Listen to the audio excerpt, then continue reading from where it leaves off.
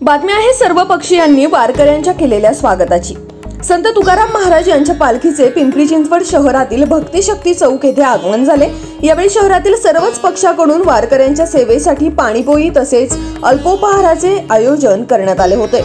यावेळी आमदार अश्विनी जगताप, भाजपा प्रवक्ते एकनाथ पवार, माजी विरोधी पक्षनेते नाना काटे, अण्णाभाऊ साठे, महामंडळाचे माजी अध्यक्ष अमित गोरखे, काँग्रेस शहर अध्यक्ष कैलास कदम, शिवसेना उद्धव बाळासाहेब ठाकरे शहर प्रमुख सचिन भोसले, शिवसेना उपनेते इरफान सय्यद यांच्याशी बातचीत केली आहे। आमचे प्रतिनिधी प्रसन्न तरडे यांनी पाहूया। आपल्यासोबत शिवसेना उपनेते इरफान भाई सय्यद, आपण त्यांच्याशी बातचीत करणार आहोत। भाई, काय सांगाल, आज थोड्याच वेळात या ठिकाणी संत तुकाराम महाराजांच्या पालखीचं आगमन होणार आहे। शिवसेनेतर्फे काय सोयी सुविधा करण्यात आली, कशा प्रकारे नियोजन करण्यात आले? सर्वप्रथम आज आपल्याला मी आवर्जून आनंदाने सांगू इच्छितो की संत श्रेष्ठ जगद्गुरू तुकाराम महाराज व संत श्रेष्ठ ज्ञानेश्वर माऊली यांच्या पदस्पर्शाने पावन झालेल्या पुण्यभूमीत आज ही दिंडी सोहळ्याचा कार्यक्रम मोठ्या प्रमाणात साजरा केला जातो। आम्ही शिवसेना प्रणित महाराष्ट्र मजदूर संघटना व आमचे ट्रान्सपोर्ट असोसिएशनच्या वतीने दरवर्षी हा कार्यक्रम खूप मोठ्या उत्साहाने साजरा करतो। हा आमचा 49वा वर्ष आज आम्ही साजरा करत आहोत। पुढच्या वर्षी आमचा 50वा वर्षामध्ये आम्ही पदार्पण करणार आहोत। पुढच्या वर्षीचं आमचं नियोजन खूप मोठं आहे। त्यावेळेसला आम्ही प्रत्येक दिंडीला जेवढे रजिस्टर दिंडी येतात त्यांना आम्ही सर्वांना दरवर्षी टाळ देतो।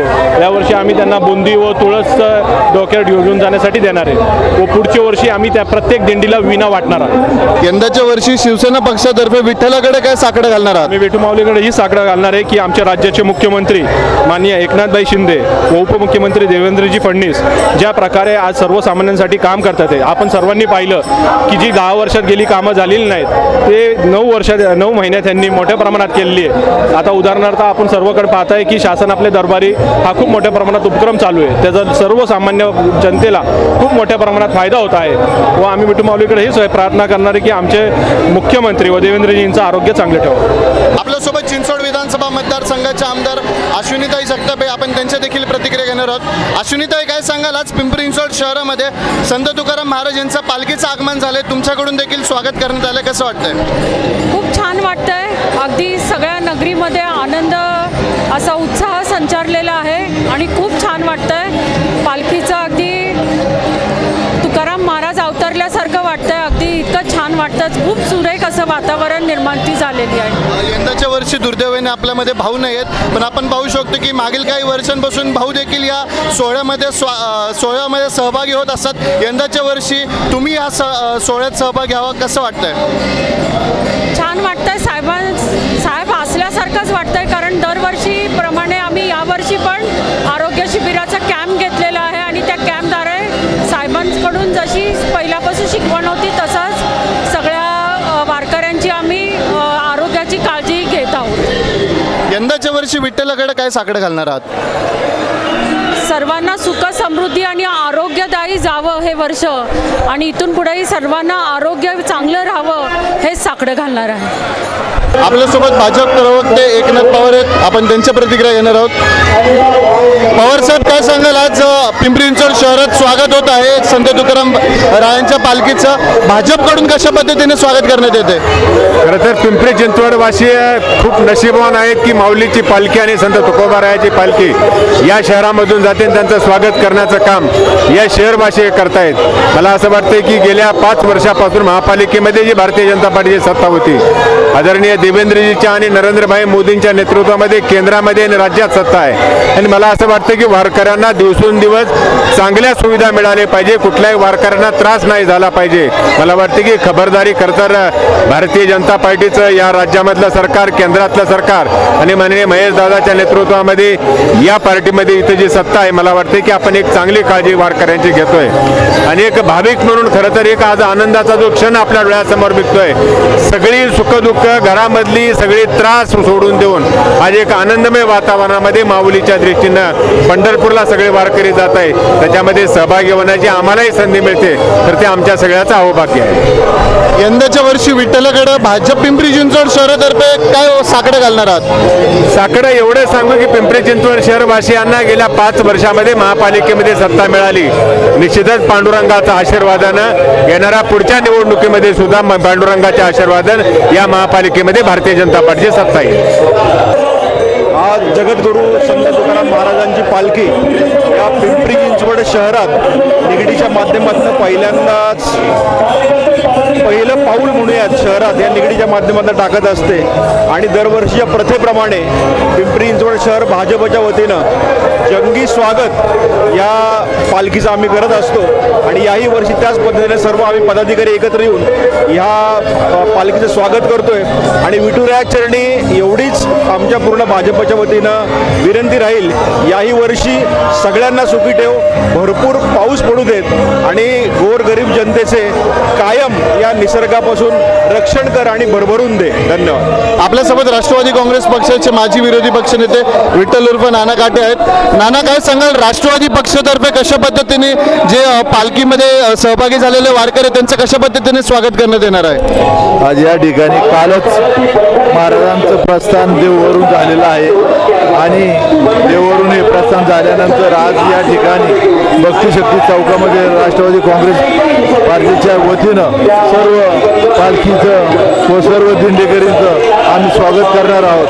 नक्कीच आम्ही या महाराष्ट्रभरातील सर्व वारकरी मंडळी आज या ठिकाणी देहू आणि आळंदीवरून प्रस्थान करीत आहेत. आम्ही एकच संदेश देऊ इच्छितो की महाराष्ट्रावरती जी ही इडापिडा आलेली आहे, ही इडापिडा टळण्यासाठी या संपूर्ण महाराष्ट्रातील वारकरी हा पंढरपुराच्या दिशेने निघालेला आहे. सर्व भाविक भक्तांना या दिंडीनिमित्त, या वारीनिमित्त मी राष्ट्रवादी काँग्रेस पार्टीच्या वतीनं हार्दिक शुभेच्छा देतो.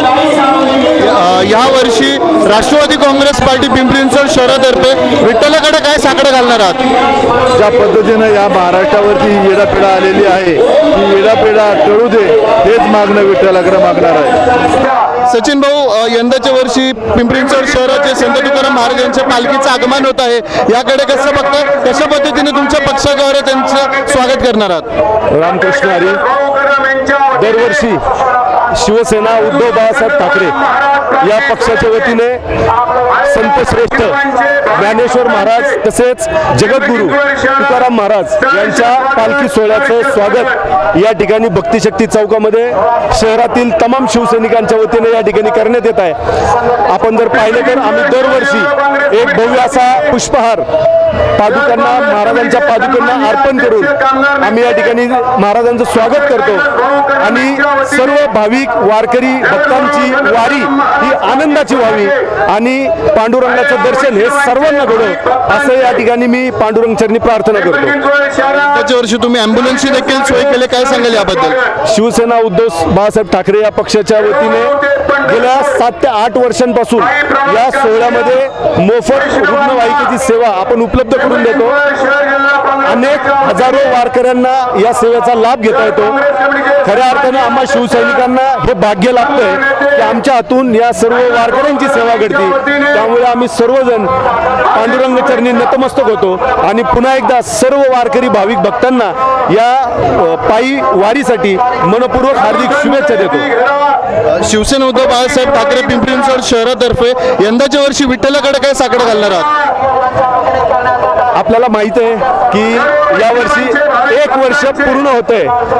हे मिंदे सरकार, हे गद्दार सरकार या ठिकाणी विराजमान झालेलं आहे. संपूर्ण महाराष्ट्र हे पाहतोय.